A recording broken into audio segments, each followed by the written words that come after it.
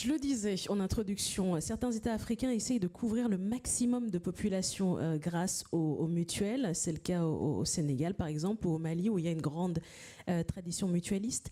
Mais ce qu'on constate tout de même, c'est que le taux d'adhésion global reste très faible. On est dans les 3 à 4% d'adhérents mutualistes. Est-ce qu'on peut déjà commencer par expliquer pourquoi, à votre avis ? Qui aimerait prendre la main sur cette question ?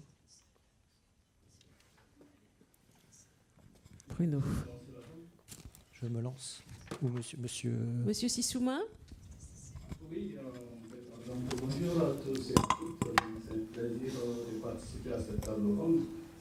Vous avez évoqué tantôt que effectivement il y a une faible taux d'adhésion aux mutuelles. Qu'est-ce qui l'explique ?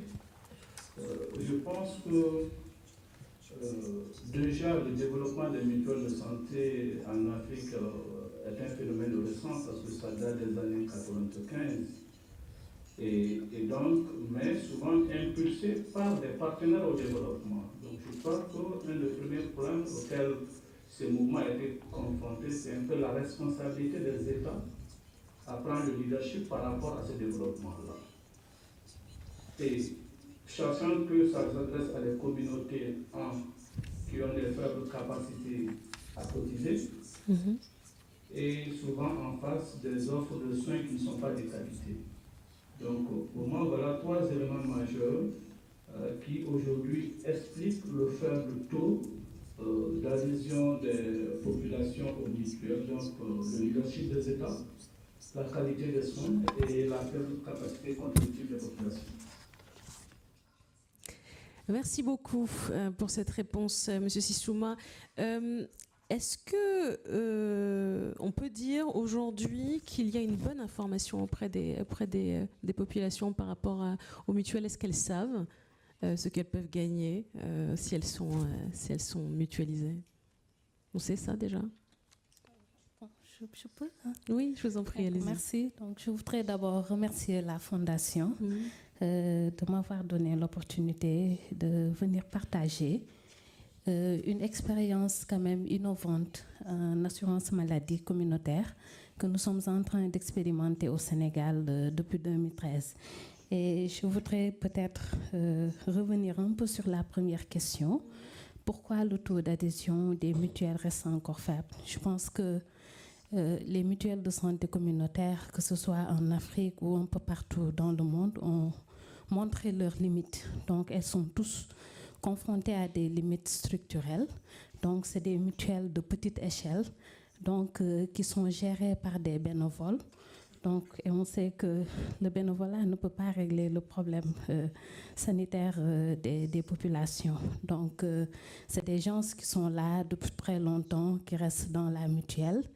Et quand quelqu'un reste dans une structure sans pour autant recevoir quelque chose à la fin du mois, ça signifie qu'il y a quelque chose derrière. Et j'ai l'habitude de le dire, le bénévolat coûte plus cher que la professionnalisation. Donc c'est un problème. Et à cela aussi s'ajoute le manque de professionnalisation et aussi le manque de bonne gestion et de bonne gouvernance des mutuelles de santé communautaire. Il y a aussi un aspect important, c'est la capacité contributive des ménages qui est assez faible en milieu rural. Donc, il n'y a pas de différence entre ceux qui sont pauvres et ceux qui ne sont pas pauvres. Et il y a aussi le manque de sièges. Et j'ai l'habitude de raconter une anecdote qui nous est arrivée dans le cadre d'un projet, le projet d'appui au développement de la migration en santé, le PAMAS, qui était un projet belge. Donc, on était parti en supervision dans un village non loin de Touba. Donc, il y a quelqu'un qui l'a prononcé tantôt. Et arrivé dans la commune, on a demandé le siège de la mutuelle. Il n'y en avait pas. Donc, il n'y avait pas de siège. On a appelé le président et il nous a demandé de le rejoindre dans son domicile. Nous sommes partis dans son domicile. On a introduit un peu la supervision. On lui demande les registres de la mutuelle. Il sort son cartable. Donc, en fait, il y avait un cartable ambulant qui servait de bureau à la mutuelle de santé. Je pense que dans ces conditions aussi, on ne peut pas protéger les données personnelles des bénéficiaires. Oui. On ne peut pas aussi faire confiance à une personne ambulante qui est là et qui reçoit les cotisations des mutuelles. Donc c'est un problème.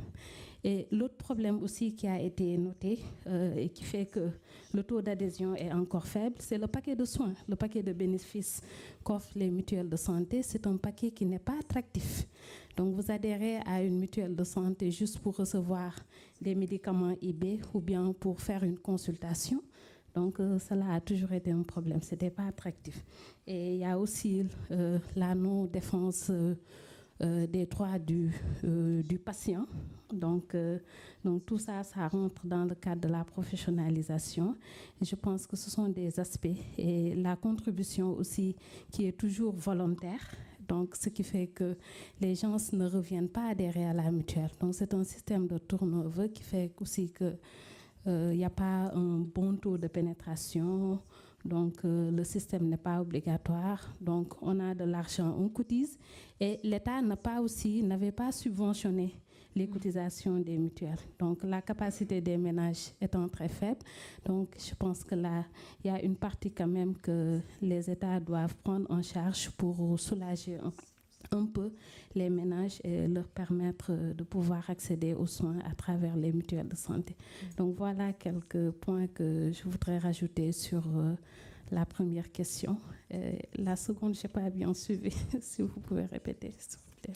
Qu'est-ce que ça change d'être assuré auprès d'une mutuelle aujourd'hui en Afrique? Est-ce que les bénéficiaires sont au courant de ce que ça leur apporte? Oui, il y a toujours aussi un problème de communication. Donc, et c'est lié au bénévolat. Donc, quelqu'un qui n'est pas payé à la fin du mois, on ne peut pas lui demander de faire le tour des villages, d'aller sensibiliser sur la mutuelle, sur la mutualité, ou bien de parler sur une question qu'elle ne maîtrise pas. Donc, il y a toujours eu ce problème de communication. Et l'autre aspect aussi, c'est que la prévoyance maladie n'est pas une culture chez nous, africaines. Donc, on n'a pas cette culture de prévoir nos maladies. Et raison pour laquelle il y a eu un déficit quand même dans la communication et qui fait que les gens n'adhèrent pas aux mutuelles de santé. Alors, une question que j'adresse à tout un chacun. Répond qui le souhaite, vous également, hein, Monsieur Sissouma, qui est toujours avec nous. J'aimerais faire un point sur les différentes solutions mutualistes qu'il y a aujourd'hui en Afrique. Il y a les mutuelles communautaires, vous en avez parlé, les unions des mutuelles, les unions départementales. Qu'est-ce qu'elles recouvrent et est-ce que les couvertures divergent en fonction du type de mutuelle? Quelqu'un peut me faire un point là-dessus? C'est vaste, hein? Ça sera impossible, mais... Allez-y, je t'en prie. Non, professeur, allez-y, je t'en prie. Merci. Merci. Alors, c'est Bruno, gentil. c'est à vous. C'est impossible de faire un panorama exhaustif. Moi, je dirais qu'il y a une énorme diversité de modèles. On peut identifier, en tout cas en économie, au moins 3 modèles de mutuelles. Un premier modèle qui est presque un modèle assurantiel, c'est-à-dire que finalement, certaines mutuelles se déclarent mutuelles, mais en fait sont des assurances privées à but lucratif. D'accord. Bon. Alors, ça marche assez bien parce qu'elles recrutent des patients qui payent ce qu'il faut pour être assurés et qui veulent être assurés.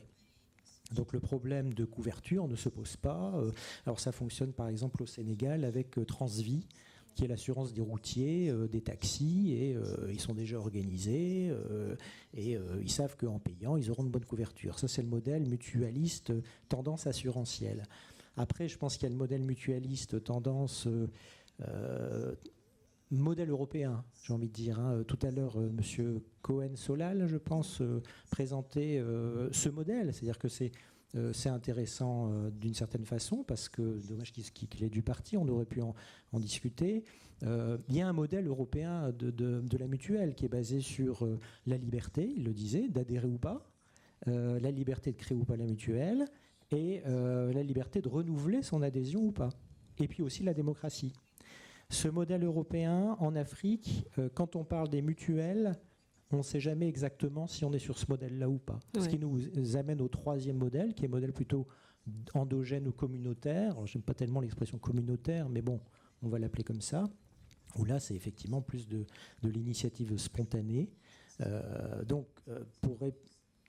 je ne vais pas répondre à votre question, mais je vais vous dire qu'il faudrait pouvoir répondre pour au moins ces 3 catégories. Ouais.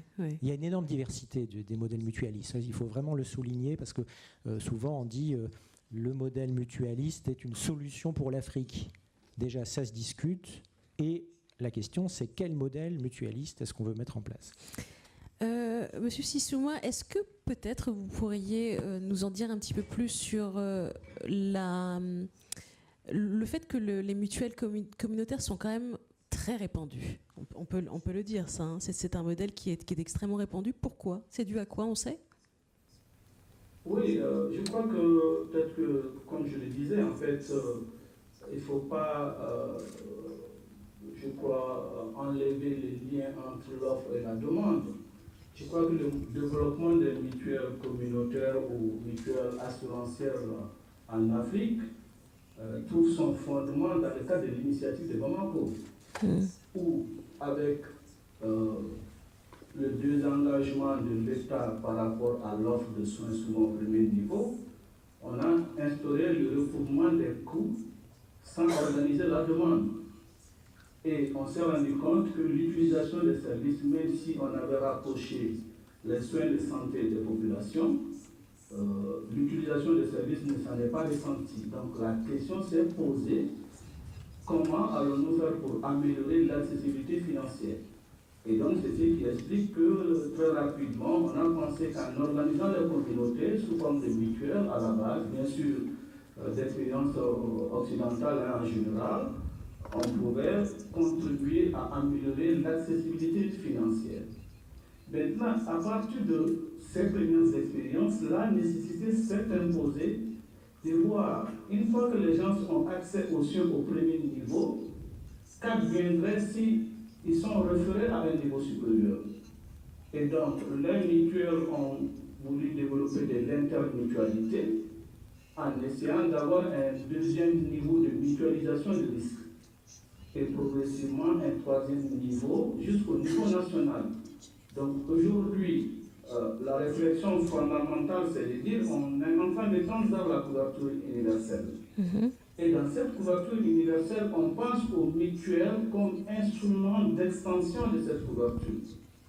Et pour y répondre, les mutuelles doivent se structurer et répondre à une offre nationale. Donc la structuration telle qu'aujourd'hui envisagée, je crois qu'à échéance, il n'y aura qu'un seul modèle, un modèle garantissant l'accès des citoyens aux soins de santé via les mutuelles et à tous les niveaux de la pyramide sanitaire. Parce que je crois que c'est ça aujourd'hui le défi. C'est qu'on a commencé par des expériences ça et là, et c'est pourquoi je parlais de leadership de l'État. Parce que quoi qu'on dise, le droit à la santé est un droit constitutionnel dans la plupart de nos pays. Et l'accès par les mutuelles est juste une modalité. Et donc quand les États envisagent cette modalité-là comme choix, ils doivent l'accompagner de l'ensemble des mesures nécessaires pour permettre à l'ensemble des populations de jouir de ces droits à travers ce mécanisme-là. Voilà ce que je voulais ajouter. Merci beaucoup, M. Sissouma. Et vous intervenez bien sûr de Bamako. Je viens de réaliser que j'ai dit Dakar tout à l'heure, alors que vous êtes au Mali. Merci à vous.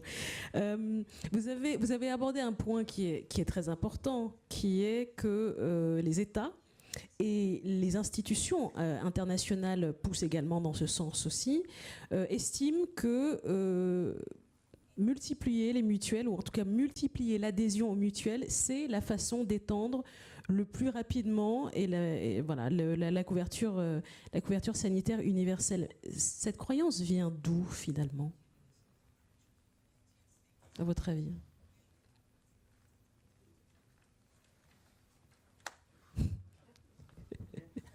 Je sens que j'ai posé une succession de questions qui vont rester sans réponse. Oui, c'est très compliqué, mais on va essayer de répondre. Donc, je pense que c'est une croyance quand même qui vient de nous-mêmes, donc quoi que l'on puisse dire. Hein. Donc, je prends l'exemple du Sénégal, donc, où l'accès aux soins quand même a été une priorité du gouvernement depuis les indépendances. Donc, il y a eu plusieurs stratégies qui ont été mises en œuvre, plusieurs plans qui ont été produits. Et récemment, en 2013, l'État a mis en place une agence de la couverture maladie universelle. et qui a dressé un plan stratégique de développement de la couverture maladie universelle. Et dans ce plan, il est bien dit que la couverture maladie universelle du secteur informel et du monde rural doit passer par les mutuelles de santé. Donc déjà, il y a une volonté politique. C'est une volonté de l'État qui vient maintenant accompagner la participation communautaire de la population. Donc c'est vraiment une chose qui vient de nous-mêmes. Maintenant, le fait de dire que multiplier les mutuelles de santé, c'est l'attente de la couverture maladie universelle, je pense que c'est diamétralement opposé. Donc on ne peut pas aussi se permettre de mettre des mutuelles un peu partout, dans chaque commune, comme c'est l'exemple du Sénégal, où l'État est en train d'expérimenter 2 stratégies pour la couverture maladie universelle. Il y a la stratégie décentralisation de la couverture maladie universelle, le DECAM, et il y a aussi l'UDAM, l'unité départementale d'assurance maladie. Et dans le modèle DECAM, l'État a décidé de l'expérimenter dans 44 départements sur les 46 au Sénégal. Et la stratégie consiste à créer au moins une mutuelle par commune.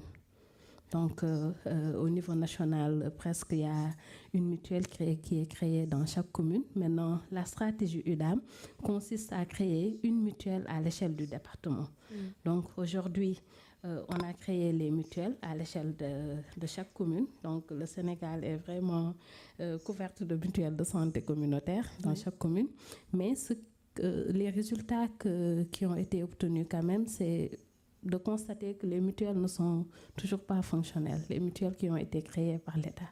Donc, c'est des mutuelles qui sont là, qui sont créées par le nom, mais les gens n'adhèrent pas. Donc, il n'y a pas un lien entre la création des mutuelles, la multiplication des mutuelles de santé et l'adhésion aux mutuelles. Donc, c'est diamétralement opposé. Donc, pour permettre aux gens d'adhérer, je pense qu'il faudrait penser à autre chose, penser peut-être à faire des innovations, à peut-être rendre la confiance, améliorer la confiance vis-à-vis des populations, parce que la mutualité, c'est une question de confiance. Quand les gens n'ont pas confiance, ils ne vont jamais adhérer, et aussi améliorer un peu l'aspect de la communication. Mais à mon avis, il n'y a pas un lien entre la multiplication des mutuelles de santé et l'amélioration du taux d'adhésion. Oui, c'est intéressant de préciser parce que c'est un des discours qui circulent en ce moment.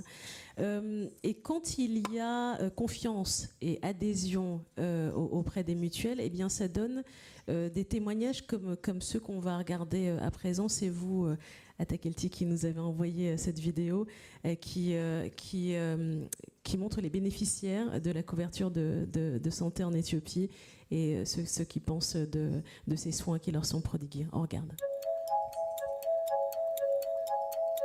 የኢንሹራንስ ማህበር ከሆንኩ 3ኛ ዓመቱ ነው። ዛሬ ለማሳደስ ነው የመጣሁት። በጣም አገልግሎት ከሱ ላይ በጣም ነው የተጠቀምኩ ነው። ይሄ አሁን ለማ ይባላል ልጄ ነው። ጤና ጣቢያ ወስደን ምንም አልተቻለም ያን ጊዜ። ከዛ ጤና ጣቢያ ወደ ሆስፒታል ላከ። በኢንሹራንስ ታከመ፣ ነፃ ድኖ ገባ። እቺ ብዙ ጊዜ አሁን እቺ ነች ብዙ ጊዜ በቃ ሳምባ ምች በኢንሹራንስ ህይወት ያለ ነው። የጤና መድን የጀመረው ከ2006 ጀምሮ አባልነታችን ቀጥለናል። ኩታበር ጤና ጣቢያ ገባሁ መስከረም 24። ከዛ እንደገና ከአቅማችን በላይ ነው ብለው ወደ ቦሩ 5 ኪሎ parce que je n'avais pratiquement plus de sang. Et eux aussi m'ont adressé à l'hôpital de Dessi parce que mon état de santé se détériorait au fil du temps. Ils m'ont envoyé à l'hôpital du Lion Noir à Addis Abeba à 400 km. Nous y sommes arrivés, c'était minuit. À 1h du matin, ils ont commencé à me faire un drainage rénal avec une machine. Au 4e drainage, mes yeux se sont réouverts. Je ne sais pas pour les autres, mais moi je suis membre. Lorsque les enfants sont malades, c'est toujours là que je les amène. Je les amène au centre de santé. Depuis que le CBHI a été créé, ça va mieux. Et c'est important. Vous savez pourquoi, pour le gouvernement, ceux qui se font soigner sont moins nombreux que ceux qui ne se font pas soigner. Et pour nous, à la saison des pluies, lorsqu'on va au centre, on en retire plusieurs avantages. Même si c'est pour aider le gouvernement, peu importe, au final, il nous aide aussi. La personne qui a créé cette structure est une personne très sage, c'est mon fils. Et les pauvres meurent plus souvent pendant la période des pluies. Par exemple, j'ai été traitée 4 fois en septembre pendant la saison des pluies. Et à chaque fois, je suis rentrée chez moi heureux et en bonne santé. Il ne faut pas se laisser mener et au contraire, il faut essayer d'avoir un avis éclairé. Et nous vivons une époque où il faut être éclairé. Et je prie pour que Dieu aide tous les gens et puisse bénéficier aussi de cette couverture.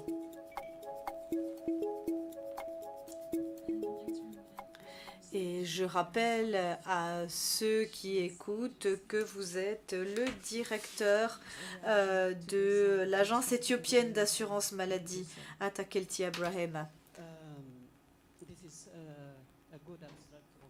Je pense que c'est un bon résumé de toute l'histoire du CBHI, qui est donc le système d'assurance maladie en Éthiopie. Donc c'est un système qui est relativement nouveau. L'Éthiopie est un grand pays avec près de 1000 districts.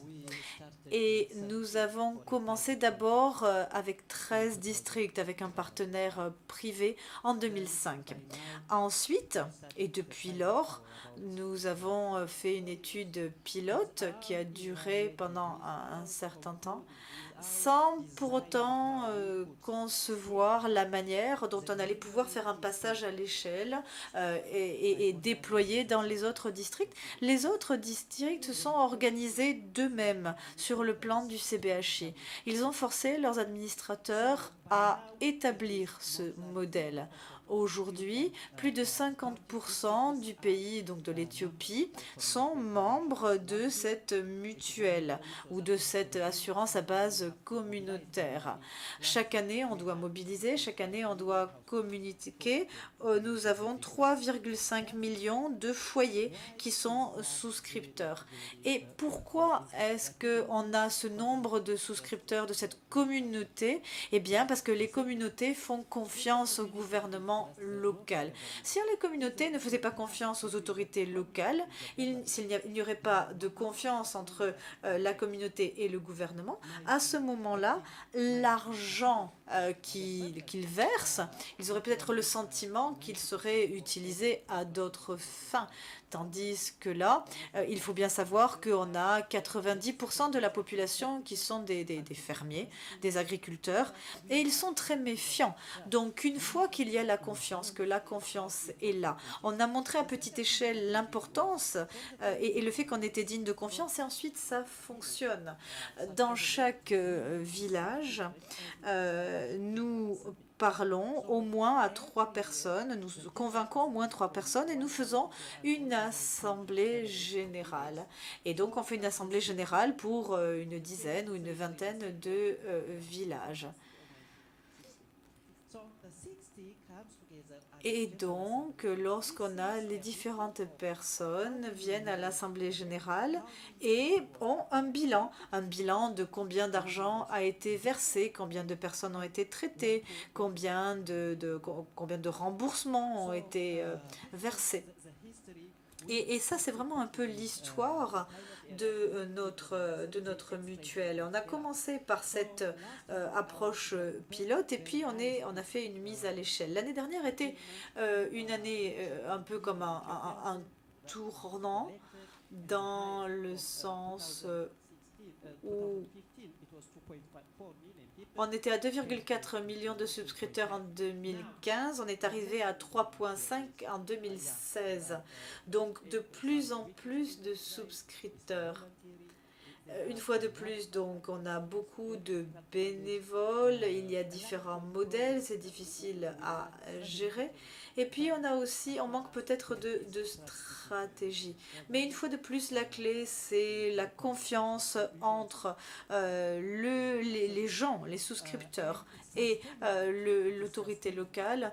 C'est vraiment très important. Après, pour ce qui est de la durabilité, même si la souscription est sur la base du volontariat, peut-être qu'on va introduire une dose d'obligation. Mais pour l'instant, c'est tout à fait optionnel d'avoir une mutuelle. Donc aujourd'hui, sur cette base optionnelle, on a 3,5 millions de souscripteurs. Donc je pense qu'on a encore de la marge. Et sur cette base de confiance, je pense qu'on peut aussi avoir de bons résultats. Après, bien sûr, je pense qu'on aura un objectif de durabilité que si on introduit une dose de mutuelle obligatoire à l'échelle du pays. Et bien sûr, la mise en œuvre doit être soutenue au plus haut niveau. J'aimerais que vous nous parliez du modèle mutualiste au Mali. Vous nous donniez un tout petit peu plus de précision de votre côté, s'il vous plaît. Merci. Donc, le modèle mutualiste malien a commencé à se structurer à partir des années 98 avec la création de l'Union technique de la mutualité. Donc, union technique qui a été mise en place comme structure fêtière par, à l'époque, les mutuelles qui existaient, mais qui était animée par une ferme volonté de proposer de l'assurance maladie aux populations. Parce que l'État avait souhaité, comme je l'avais dit dans le cadre de l'initiative de Bamako, que le mouvement mutualiste se développe, puisse organiser la demande. Et donc l'Union technique de la mutualité a été créée en avril 1998, avec pour mandat d'assurer le développement de la mutualité à travers le pays. Et donc nous avons eu deux approches de développement. Une première approche, c'était de fédérer l'ensemble des mutuelles qui existaient autour d'un produit d'assurance maladie disponible à travers tous les pays. Parce que aussi, je crois que la limite aujourd'hui des mutuelles, c'est un peu des limites territoriales. Et donc, il fallait qu'on puisse trouver la réponse à cette question. Et donc, on a développé un produit qui était disponible à travers une plateforme de gestion. Donc, une plateforme de gestion qui est aujourd'hui assurée par l'UTM. Et en plus, nous avons approché les communautés pour les accompagner à développer des mutuelles à la carte. Souvent dans les districts sanitaires, souvent dans les communes. Ça voudrait dire que chaque mutuelle a son paquet qui peut être différent de la mutuelle voisine parce qu'ils n'ont pas les mêmes capacités contributives. Et en 2009, nous avons fait l'évaluation de l'exercice auquel on est en train de se livrer. Nous, on s'est posé la même question, pourquoi, après 10 ans de développement des mutuelles, le taux de pénétration n'est pas comme on le souhaite. On avait abouti à 3 conclusions. 1, c'était la qualité de l'offre. 2, c'était l'absence d'une vision stratégique nationale de développement des mutuelles. Et 3°, c'était la capacité contributive des mutuelles. Et donc, l'État a pris en charge ces recommandations en adoptant, à partir de 2011, une stratégie nationale d'extension de la couverture maladie par les mutuelles. Donc, qui envisage, comme l'a rappelé notre collègue du Sénégal, donc, de créer des mutuelles à l'échelle communale. Et donc, ces mutuelles-là vont se regrouper en union au niveau des districts sanitaires. Et ces unions des districts sanitaires vont créer des fédérations régionales pour arriver à une fédération nationale.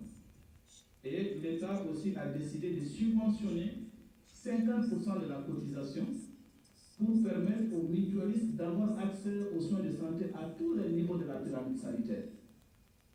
Et aujourd'hui, avec l'appui de l'Agence française de développement, nous sommes en train de tester dans une région ce modèle-là pour en tirer les enseignements en vue de la généralisation de la couverture maladie universelle prévue en 2018. Donc, c'est de dire que c'est un mouvement qui se construit en fonction d'une dynamique qui progressivement répond aux préoccupations des populations. Mais comme nous l'avons dit, parce que je crois qu'aujourd'hui, il ne faut pas voir le développement des mutuelles, c'est ce que nous essayons de faire passer comme discours, sans une vision holistique. Nous disons aujourd'hui que l'État subventionne les engrais, l'État subventionne les matériels agricoles. Pourquoi les États ne feraient pas l'adhésion aux mutuelles des conditionnalités pour avoir accès à ces autres avantages qui pourraient booster de façon significative l'adhésion aux mutuelles si nous savons que les populations auxquelles ces mutuelles s'adressent sont à presque 80-90% du monde rural et agricole. Donc voilà un peu un ensemble de réflexions que nous menons et je crois qu'aujourd'hui la stratégie nous offre l'occasion de tester les différents modèles et d'entrer l'enseignement en vue de généralisation. Sur votre dernière réflexion, rendre la subvention aux mutuelles obligatoire, est-ce que ce ne serait pas aussi une façon pour les États de transférer leurs responsabilités vers les mutuelles, en fait, finalement? Ah oui, non, ça, je crois que ça, j'ai l'habitude de dire, quand l'État va devenir cotisant comme les mutualistes, et que demain, ça va aussi impacter la gouvernance des mutuelles. Donc, je crois que le mouvement mutualiste doit se préparer et s'organiser pour faire ce mieux dans ce sens-là, parce que l'État ne peut pas cofinancer des cotisations et regarder ses fonds se gérer ou se dilapider sans avoir un droit de regard là-dedans. Donc, je crois que c'est pourquoi je parle un peu de responsabilité publique. Quand l'État décide vraiment de faire des mutuelles l'instrument pour l'extension, ça va aussi à un moment donné impliquer son rôle dans l'administration, la gouvernance, pourquoi pas. De votre point de vue, quels sont les points forts et qu'est-ce qui reste encore à faire pour l'Union mutualiste Mali? Bon, je crois qu'aujourd'hui nous avons quand même la chance d'être au niveau de la sous-région un modèle de plateforme qui assure la portabilité de l'assurance, parce que je crois que par rapport aussi à la limite des mutuelles aujourd'hui, c'est que quand on est dans une commune, on est couvert là-bas. Quand on n'est plus dans cette commune, notre couverture s'arrête. Et aujourd'hui, à travers l'union technique de la mutualité, nous assurons un peu aux populations assurées sur les lieux de leur déplacement l'accès à leur assurance. Parce qu'on a une plateforme commune que nous partageons, donc qui permet d'assurer déjà, comme l'a rappelé notre collègue du Sénégal, un début de professionnalisation. Parce que les mutuelles communautaires, quoi qu'on dise, vont devenir demain une vraie industrie et ce n'est pas le bénévolat qui va permettre d'assurer ces succès-là. Donc dès maintenant, la professionnalisation doit être un peu le leitmotiv qui doit guider les différentes actions. Merci beaucoup. Bruno Bois, une réaction peut-être? Est-ce que l'échange qu'on a eu jusqu'à présent? Logiquement, c'est allumé. Vous pouvez y aller. Allô, allô. Oui. C'est intéressant d'avoir l'expérience de 3 pays différents qui, je pense, d'après mes informations, sont quand même considérés comme au moins des demi-réussites, voire des réussites. Donc je pense que là, on voit bien, si on voulait faire la synthèse, on pourrait dire il faut que les mutuelles soient adossées sur une offre de soins de qualité, mais ça, on l'a déjà dit, mais je pense que c'est quand même bien d'enfoncer des portes ouvertes. Ça ne mange pas de pain. Effectivement, au départ, le modèle mutualiste consistait quand même à faire peser la responsabilité de la santé sur les populations via des mutuelles communautaires, et on disait aux gens finalement vous allez payer pour votre santé, vous allez vous organiser, etc. Et les populations, elles ne peuvent pas toujours faire ça. Donc je pense que l'État assume son rôle d'augmentation de la qualité de l'offre de soins et d'équilibre sur le territoire, c'est un premier point qui me paraît complètement incontournable. Et on voit bien que les expériences pays qui fonctionnent sont des expériences pays où il y a au moins une dynamique d'amélioration de l'offre de soins. Deuxièmement, que le tarif soit effectivement adapté. Tout à l'heure, on parlait effectivement de problèmes de tarif unique. On ne peut pas faire payer la même chose à tout le monde, et on peut même imaginer qu'il y ait des exemptés. Valérie soulignait la réussite dans certains cas de mécanismes d'exemption. L'exemption fonctionne quand, encore une fois, l'offre de soins est suffisante. Si vous dites aux gens vous allez bénéficier d'une mutuelle gratuite, s'il n'y a pas d'offre de soins derrière, ils s'en fichent un petit peu. Donc des tarifs adaptés et adossés à un financement quand même global et stratégique de l'État. Ça, je pense que la responsabilité de l'État est très forte. Et il faut resituer historiquement. En Afrique, tout le monde a certainement en tête les plans d'ajustement structurel années 80, qui ont quand même consisté à détricoter un petit peu la légitimité des États.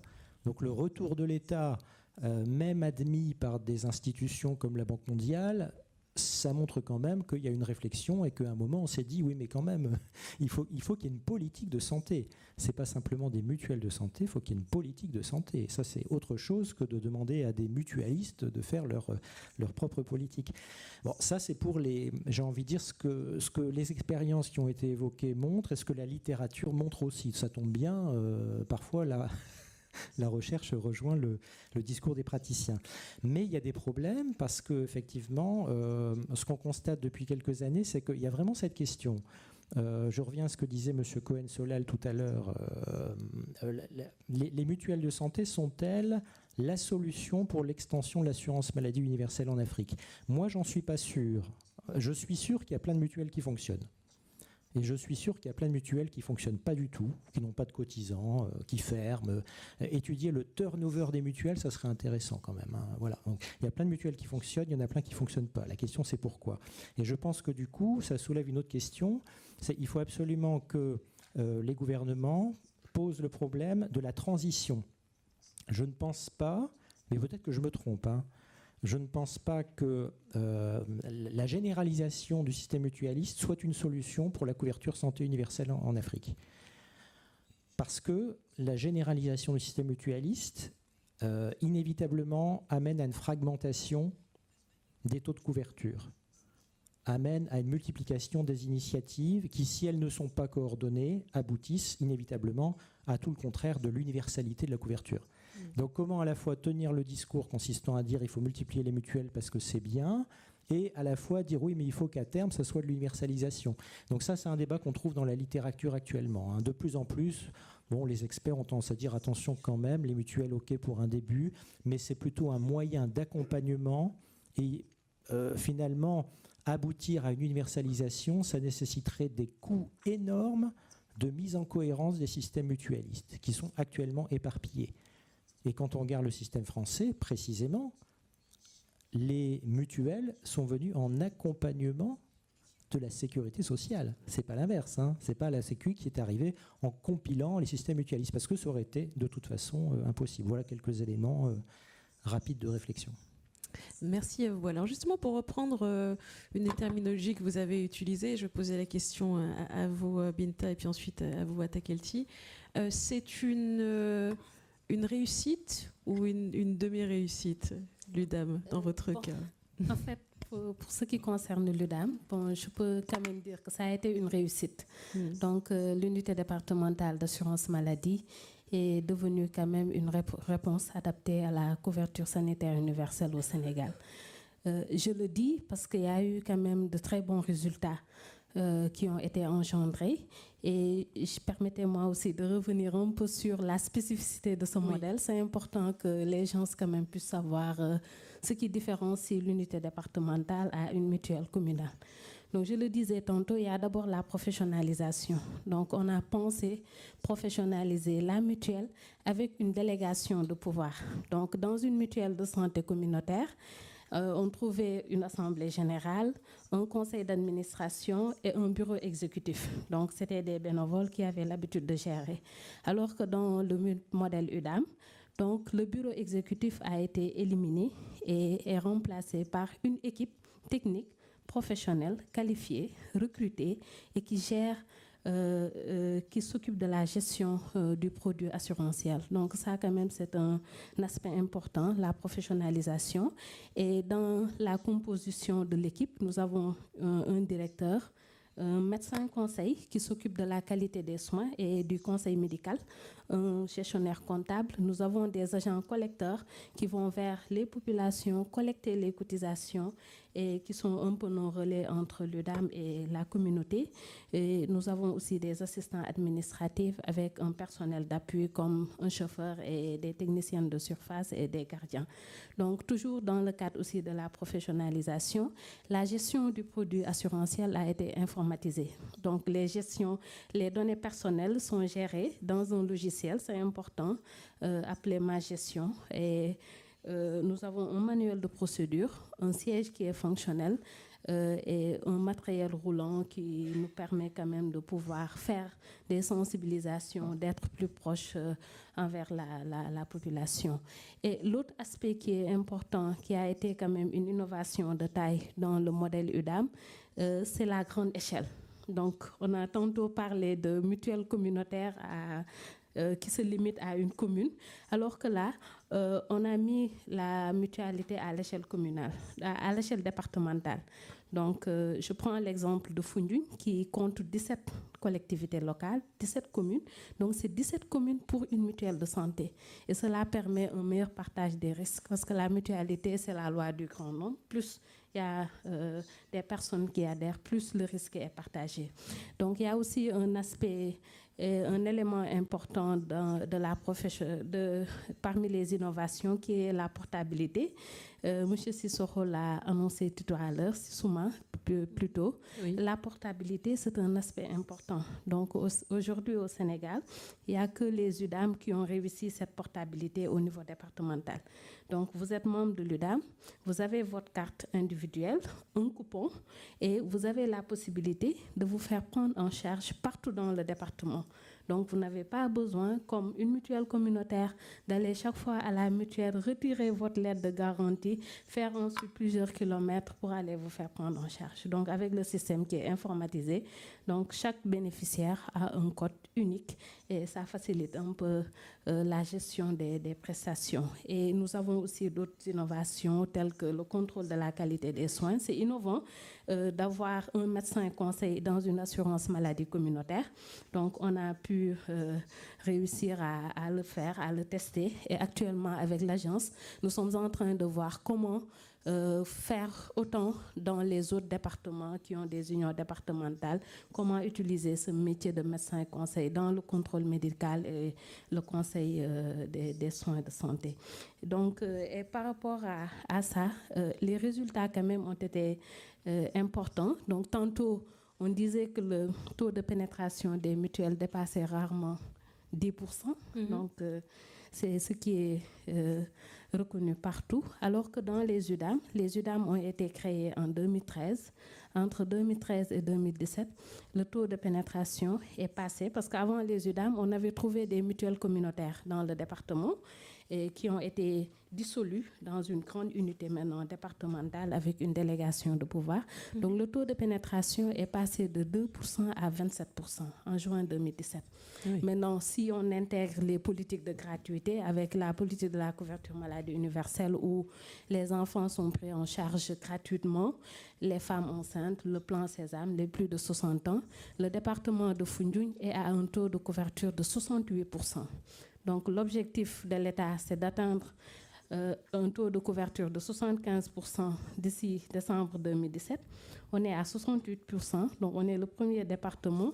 Et en termes aussi de réussite d'atteinte de ce taux, on a eu la première commune, la commune de Sokone, à atteindre l'objectif national de 75%. Et ça a été fait depuis 2016. Donc, ce qui montre que vraiment c'est un modèle qui marche. Donc, Madame le ministre de la Santé a fait une visite à l'UDAM pour voir un peu l'expérience. Il y a aussi d'autres personnalités qui sont venues voir.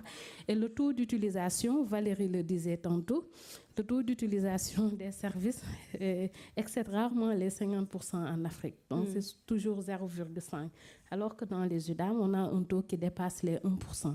Donc, cela veut dire qu'au moins, chaque famille utilise, ou bien chaque bénéficiaire a utilisé au moins les services de santé une fois, voire 2 fois dans l'année. Et c'est un taux qui se rapproche du taux de nos districts sanitaires. Donc, et au niveau régional, donc, nous avons terminé cette année un processus de capitalisation parce qu'il fallait apprendre de ce passage à l'échelle d'une petite mutuelle à base communautaire à une mutuelle professionnalisée de grande échelle. Et nous avons essayé de comparer un peu les résultats des UDAM aux résultats des autres unions départementales ou mutuelles communautaires. Donc, si on prend l'exemple de la région de Fatick, qui a 3 départements, dont le département de Foundiougne, on a constaté que 69% des bénéficiaires des mutuelles provenaient d'un seul département de l'UDAM. Donc cela veut dire qu'il y a toujours ce problème dans les mutuelles de santé communautaire, ce problème de faible taux de pénétration. Mais en tout cas, c'est une réponse adaptée aujourd'hui à la couverture maladie universelle. Et l'UDAM a permis que cette couverture maladie universelle soit quand même une réalité dans nos départements. Merci beaucoup pour ces précisions. Atakelti, I would like you to give us your analysis, why you think the Ethiopian health J'aurais voulu savoir pourquoi vous pensez que ce package a autant de réussite. Vous nous en avez parlé. Pourquoi pensez-vous que ça fonctionne si bien?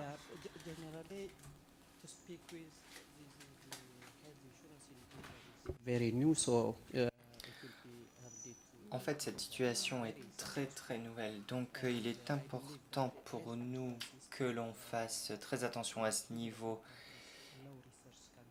Et dans les pays à faibles ressources, il y a un véritable défi.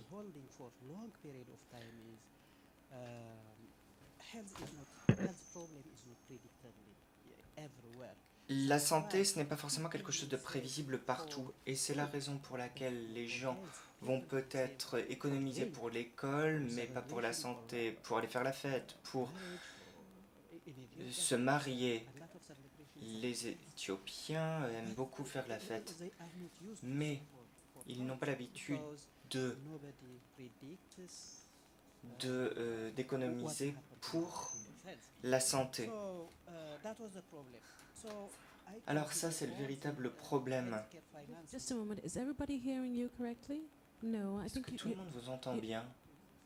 Okay. Dit madame. Perhaps take the other one and hold it closer to your mouth, Alors, please. peut-être prendre l'autre micro et puis vous le tenir peut-être plus près. Yes, you're having a little interference with your headphones. Okay. Sorry, I was not hearing that. So, It's fine. Thank you. this was a problem. Donc ça a été un véritable problème. Ce sont les problèmes auxquels on a fait face. Donc c'est une manière d'atteindre la couverture universelle. Alors, je parle de ce qu'on a réussi à faire jusqu'à présent. On s'améliore d'année en année. Également au niveau de la couverture géographique, il y a 3 indicateurs de succès qui sont très importants. D'abord, le taux de renouvellement. Tous les ans, il faut mobiliser la communauté, renouveler l'accord avec elle. You heard that, right? Excuse me, please go on. So you said every year? Every year we have to have an agreement, a mobilization with the community agreement. Donc nous avons des accords avec le secteur privé et par exemple, on veut le garder, il faut qu'il revienne en fonction du service qu'on lui propose. Il faut également avoir la connaissance, le savoir de cette personne qui soutient ses collègues, qui soutient sa famille, ses co-citoyens. C'est très important dans quelques comtés.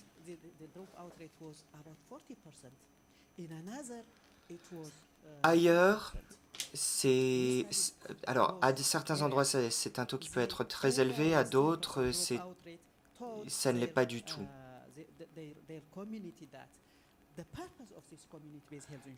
L'objectif de cette communauté, c'est de soutenir les gens qui ont besoin de services. C'est pas pour vous-même.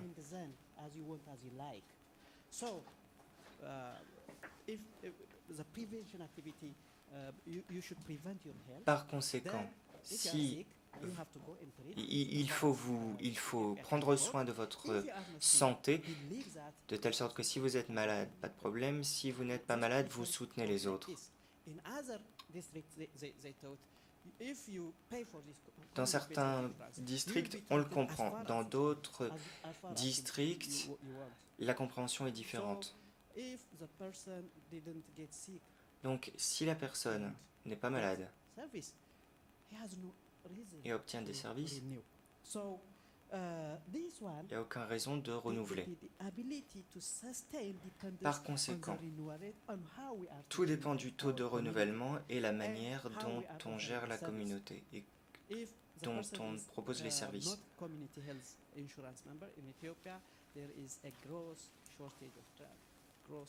En Éthiopie, on manque beaucoup de main-d'œuvre et de médicaments. S'il n'y a pas de médicaments,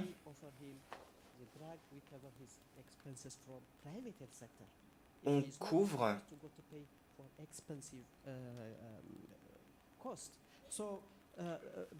ses besoins essentiels.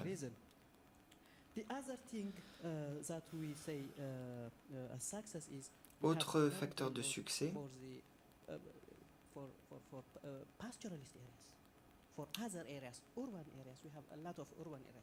nous avons beaucoup de zones urbaines et de pâturage.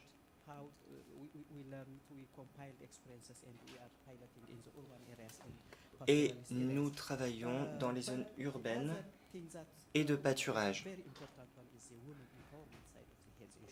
Mais le côté très important, c'est la condition féminine.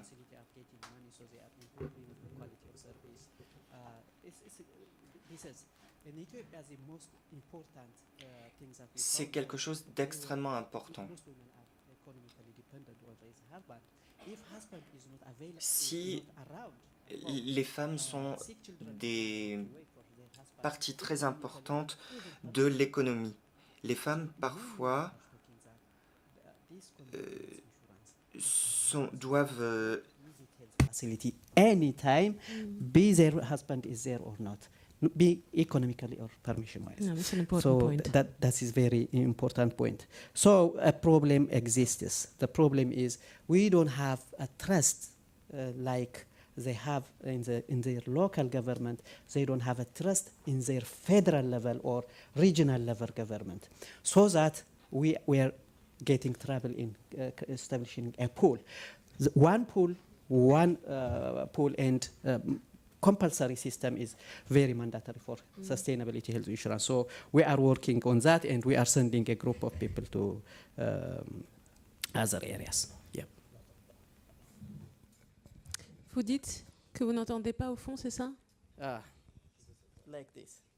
Okay, just hold it as close to your mouth as possible. Yeah. Already said it. That was what I want to say. Okay, thank you very much. Thank you for your input. Un dernier mot, et puis on va arriver à la fin de cette table ronde. On va donner la parole deux aux personnes derniers dans mots. la salle. Allez, deux choses qui m'ont marqué dans les travaux que j'ai... On m'entend? Oui. Deux choses qui m'ont marqué dans les travaux que j'ai suivis, parce que j'ai eu la chance d'avoir des doctorants qui travaillent sur ces questions.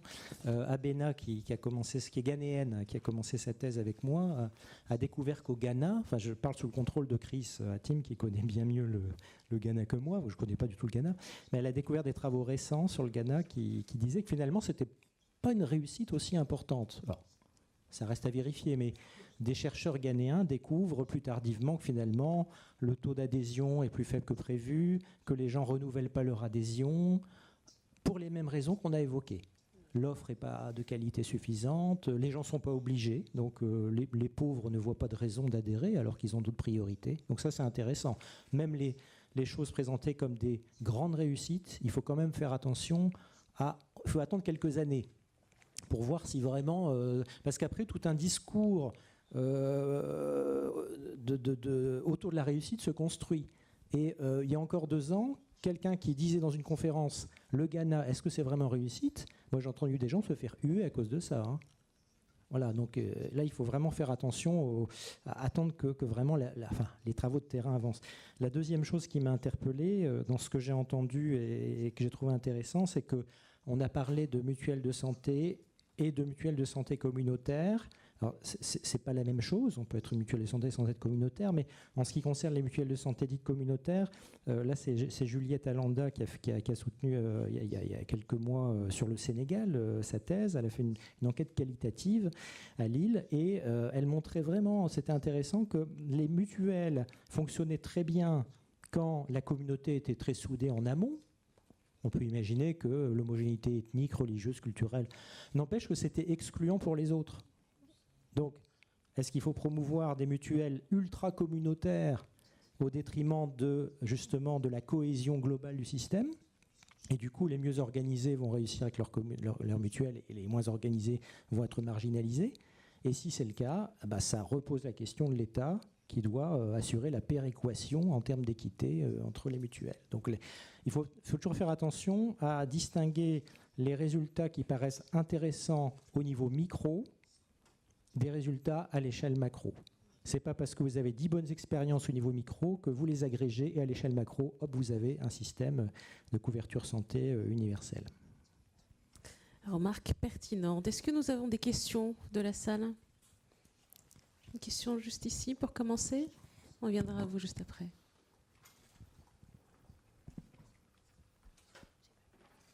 Ici.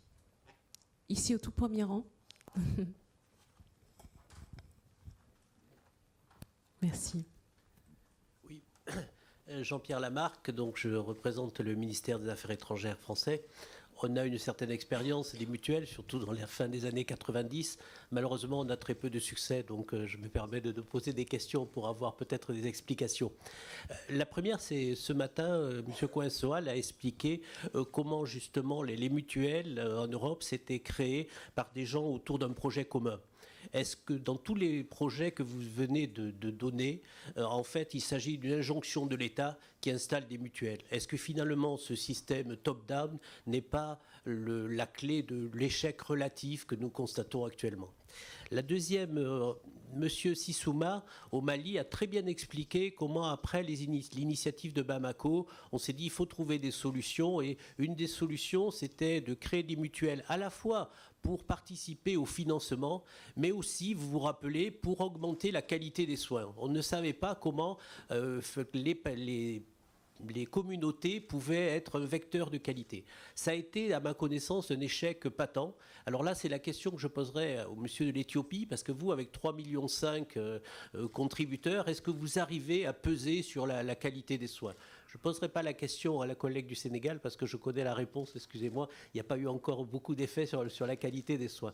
Enfin, l'assurance maladie universelle, c'est une histoire récente. En fait, on peut presque dire que c'est en 2000, en Côte d'Ivoire, qu'il y a eu la première volonté de créer une assurance maladie universelle, mais en se reposant sur un système qui copiait sécurité sociale et mutuelle qui étaient complémentaires. Or, actuellement, vous l'avez dit, Bruno, on voit quand même un système qui fait reporter tout aux mutuelles. Dans le cas du Sénégal, la gratuité, certains disent même que la gratuité va passer aux mutuelles. Donc déjà avec une cotisation de 7 000 francs CFA, c'est-à-dire au moins autour de 10 € par famille et par an, je vois assez mal comment on arrivera à financer tout le paquet de santé. Donc est-ce que la question qui était posée tout à l'heure de les mutuelles ne correspondent pas à un désengagement de l'État, est-ce que c'est quand même pas une vraie question et presque même une réponse?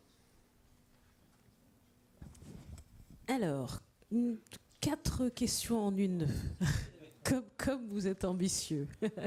Alors, absolument, absolument.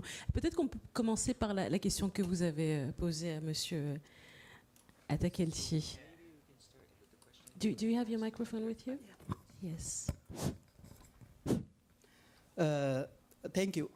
As I said, Merci.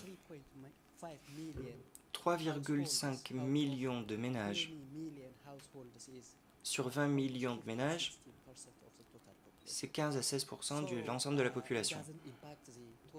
Donc ça n'a pas d'impact sur la qualité totale de la santé.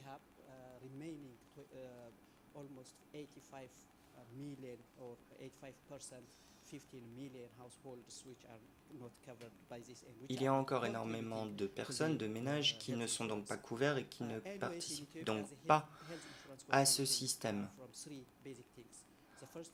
Il y a 3 choses importantes. Contribution de chaque ménage. Deuxièmement, les subventions de l'État avec des indigents qui sont couverts par le gouvernement. Et la structure qui existe en Éthiopie est une structure 100% publique. On n'utilise pas l'argent qui est fourni pour certains des objectifs qui ont été fixés. Alors, il y a de nombreuses personnes qui sont adhérents. La qualité a besoin d'un processus, la qualité a besoin d'une contribution et la qualité a besoin d'amélioration des contributions. Au niveau des contributions, le problème c'est la qualité.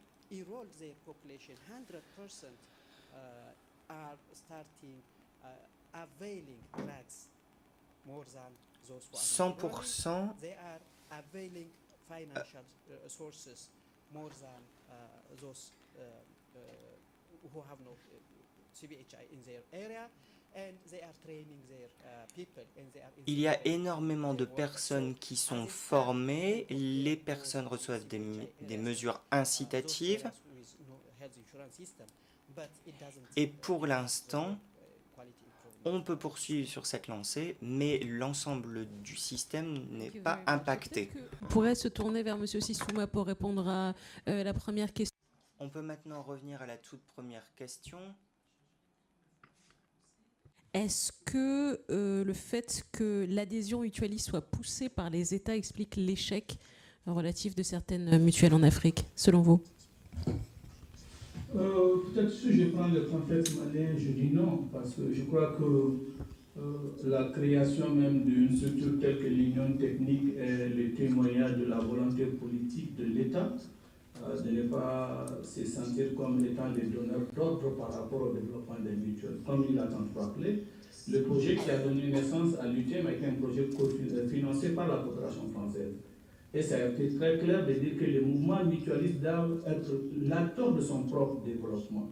Donc je crois qu'à partir de cet instant-là, il y avait une volonté clairement exprimée vraiment que les communautés prennent en charge la somme.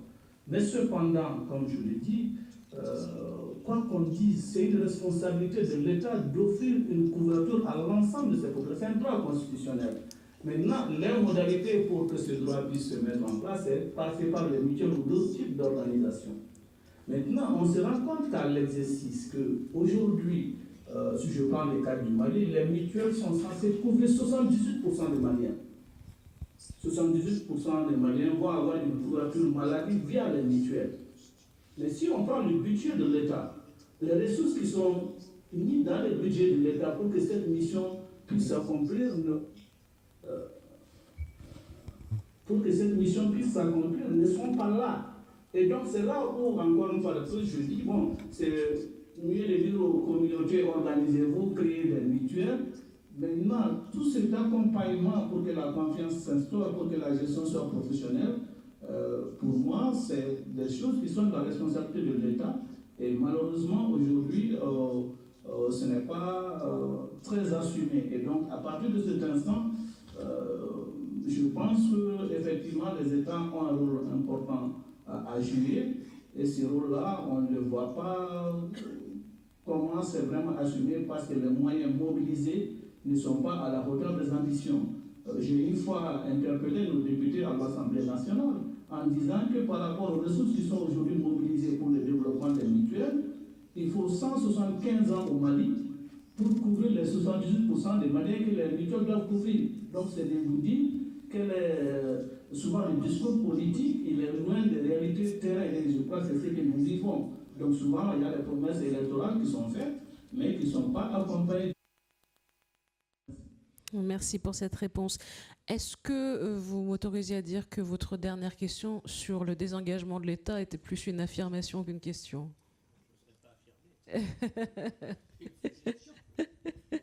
Une suggestion. On va prendre la question de monsieur là-haut.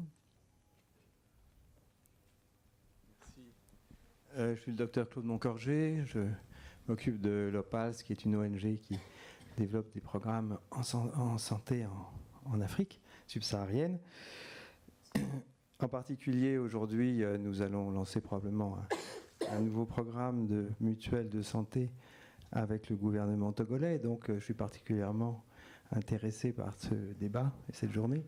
Et ma question, là, s'adresse à Mme Binta au Sénégal. Donc, vous avez finalement fait deux types de présentations. Une première où on sentait qu'il y avait pas mal de désillusions au niveau des mutuelles de santé communautaires à petite échelle, qui étaient peu professionnelles, avec des bénévoles, etc. etc.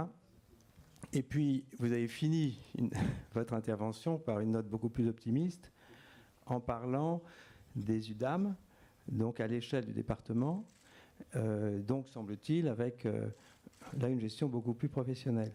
Donc, moi, je voulais simplement vous demander de manière assez pragmatique, quand vous parlez d'UDAM ou d'une échelle départementale, ça couvre quel nombre de populations, quelle taille de population, quel montant de cotisation est demandé à chaque personne ou chaque famille, je ne sais pas si c'est par famille ou par personne. Donc c'était des questions un peu plus dans les détails. Et enfin, si l'État, comme nous l'a dit une collègue du Mali, participait à hauteur d'un certain pourcentage, au Mali on a dit 50%, à ces cotisations. Merci beaucoup. Merci pour cette question. Binta, on vous laisse répondre. Merci beaucoup pour la question. Donc, par rapport à la taille de l'UDAM, donc c'est une mutuelle qui est à l'échelle départementale. Donc, je prends l'exemple de Foundiougne. C'est un département qui fait 276 000 habitants. 276 000 habitants, et c'est la population cible de l'unité départementale d'assurance maladie. Et par rapport au montant des cotisations, donc j'ai oublié aussi de le rappeler dans les innovations, les cotisations à l'UDAM sont modulées. Donc, dans les autres départements du Sénégal, l'État a fixé le taux de cotisation à hauteur de 3 500 par personne et par an. Donc, chaque bénéficiaire doit cotiser 3 500 et il y a une subvention que l'État donne aux mutuelles de santé pour compléter la cotisation, qui est estimée à 7 000 francs l'année. Donc, 3 500 pour le contribuable et 3 500 pour l'État. Dans le cadre des UDAM, nous étions appuyés par la coopération technique belge à travers un projet, le projet d'appui à l'offre et à la demande de soins, le projet PAODES, et qui avait fait une étude de faisabilité, donc économique, technique et financière, et qui a été menée par un actuaire. Et l'étude avait montré que les cotisations pouvaient être réduites jusqu'à 2 500 francs par an et par personne. Donc, ce qui fait que dans les UDAM, la cotisation elle est modulée et elle dépend de la taille de la famille. Donc, nous avons un minimum, un plancher et un plafond. Donc, pour adhérer à l'UDAM, il faut un minimum de 5 personnes par famille. Et c'est pour revenir un peu sur la préoccupation de Diane par rapport à la sélection adverse. Donc, c'est pour éviter le système de sélection adverse, mettre les plus malades dans la mutuelle. Donc, nous avons un minimum de 5 personnes par famille et il n'y a pas un plafond. Donc, ça dépend de la taille de la famille. Et les cotisations aussi sont modulées. Et il y a différents types de souscriptions. Donc, vous pouvez prendre l'option annuelle. Le taux de cotisation est de 2 500 par personne et par an. Il y a des gens qui ont des revenus saisonniers. Ils peuvent prendre l'option semestrielle. Dans ce cas, la cotisation est de 1 500 francs par personne et par an. Et le chef de ménage aussi peut prendre l'option trimestrielle. Et dans ce cas, il cotise tous les 3 mois 900 francs par personne et par an. Donc, c'est un peu différent par rapport aux autres départements du pays. Le taux de cotisation est plus intéressant dans les UDAM, c'est à hauteur de 2500. Maintenant, il y a le projet qui cofinançait les cotisations. Quand vous mettez 2500 dans la mutuelle, le projet PAODES cofinancer la cotisation, compléter la cotisation à hauteur de 4500. Et c'est des cotisations qu'on recevait périodiquement, trimestriellement. Maintenant, le projet a pris fin, donc c'est l'État qui doit prendre la relève. Donc, ils ont commencé et l'État va subventionner maintenant à hauteur de 3500 au lieu de 4500. Mais cette perte de 1000 francs a été impactée dans l'étude de faisabilité parce que c'est un projet quand même qui avait assuré le fonctionnement des UDAM depuis 3 ans. Donc, on ne peut pas mettre une assurance professionnelle sans subvention. Donc, tout ce qui était fonctionnement a été assuré par le projet pendant 3 ans. Donc, ce qui a permis à la mutuelle d'engager des réserves qui pourraient peut-être nous permettre de survivre, de pérenniser un peu le modèle à la fin du projet. Donc actuellement, les 1000 francs, on a renoncé aux 1000 francs, mais c'était impacté dans l'étude de faisabilité et c'était soutenable. Maintenant, toujours, je pense que j'ai répondu à la question. Donc c'est l'État qui subventionne maintenant les cotisations à hauteur de 3500, comme elle le fait dans les autres départements du pays. Merci beaucoup, Binta, pour ces précisions. Une question ici, et ensuite... je vous adresserai le... Oui, il y a une autre question juste derrière vous. À vous de me dire.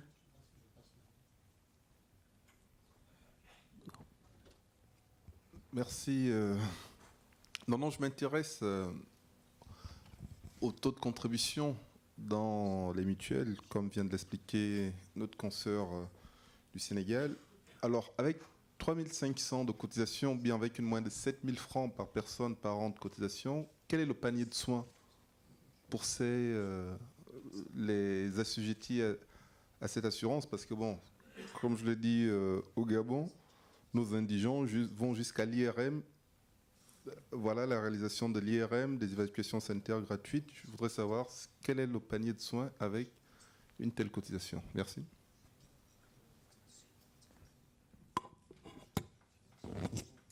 Pour la question. Par rapport au panier, donc c'est un paquet qui est couvert du poste jusqu'au niveau hospitalier. Maintenant, avec la prise en charge de la pharmacie et des évacuations. Donc, je rappelle aussi que le projet, c'était un projet d'appui à l'offre et la demande de soins. Et il a pu intervenir dans l'offre de soins en mettant en place dans le département, les districts qui composent les 2 départements, une tarification forfaitaire subsidiée. Donc actuellement, le département, c'est un département avec une tarification subsidiée, c'est-à-dire que c'est un tarif tout inclus.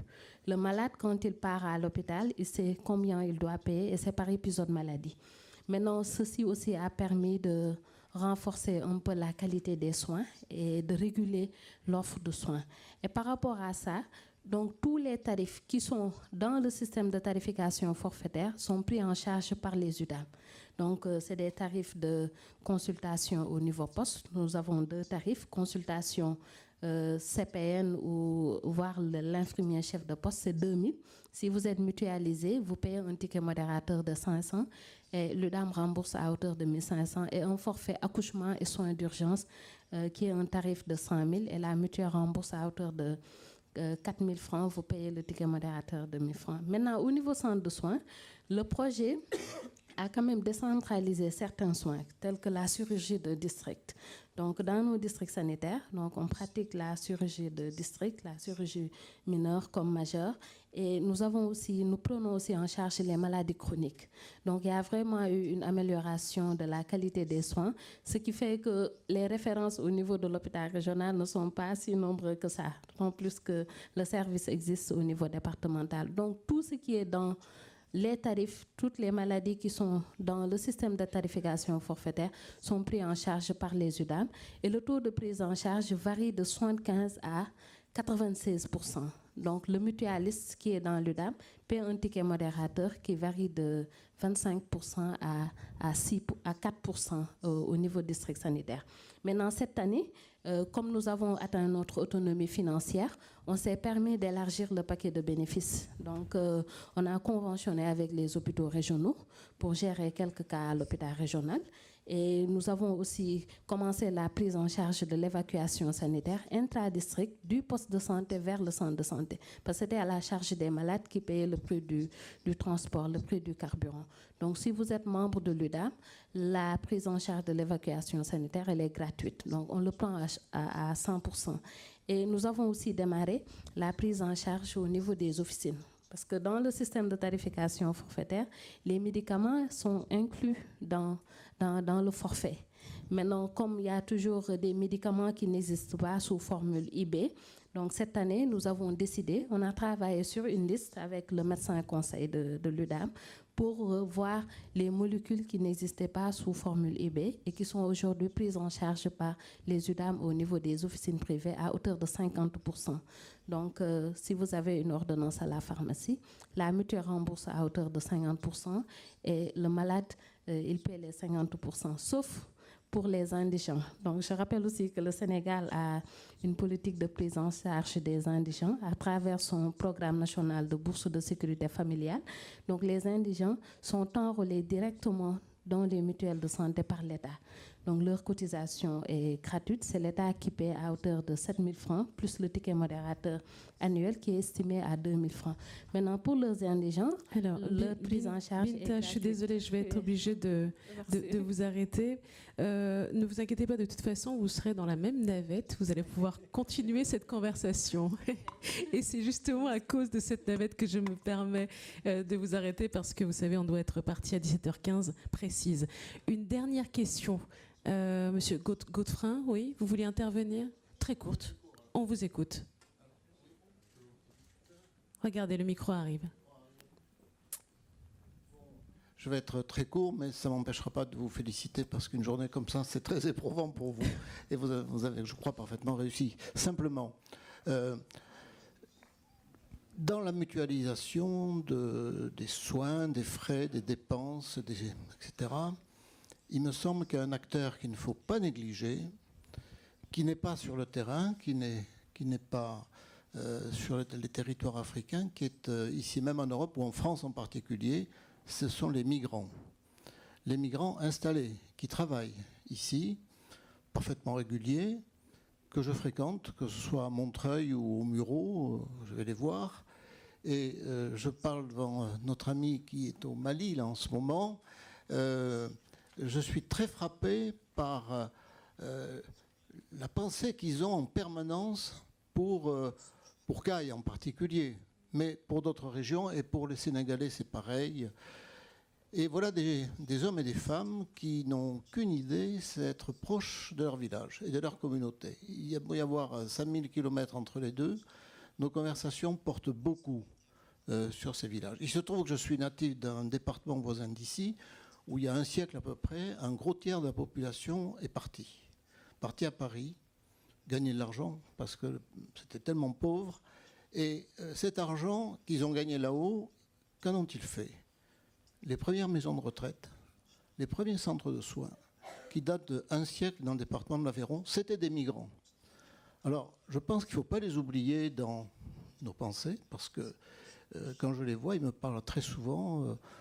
on a besoin d'une ambulance, on a besoin de choses tout à fait en apparence élémentaires, mais qui pour là-bas sont extrêmement importantes. Il y a eu, je parle sous le contrôle du professeur Gentilini et également de M. de Lamarck, quand même, il y a eu de l'imagination. La taxe sur les billets d'avion, où en est-on? On ne va pas répondre ce soir. Le 1 pour 1000 sur les factures d'eau en France, voilà. Où ça va? Est-ce que ce n'est pas là pour... Et une autre idée, les transferts de fonds. Je veux dire que quand je vois les taux, je ne citerai pas le nom des banques, pas obligatoirement françaises d'ailleurs, qui prélèvent sur les transferts de fonds, y a-t-il un centime délivré pour la mutualisation des dépenses de santé? Ce pourrait être une opportunité sur ces transferts de fonds bancaires de prélever pour appuyer ces mutuelles qui sont là-bas. Voilà, je voulais dire ça très simplement. N'oublions pas, ça sera ma conclusion, que les transferts de fonds entre la France et l'Afrique sont supérieurs en quantité à toute la coopération française. Donc il y a de quoi faire, au boulot. Merci beaucoup. Je pense qu'on peut l'applaudir. Et on peut applaudir nos intervenants, les derniers intervenants de la journée. Sachez que vous vous applaudissez vous aussi pour votre... en anglais, on dit stamina. C'est quoi le mot pour stamina en français? Votre résistance, voilà, tout au long de cette journée. Merci à vous.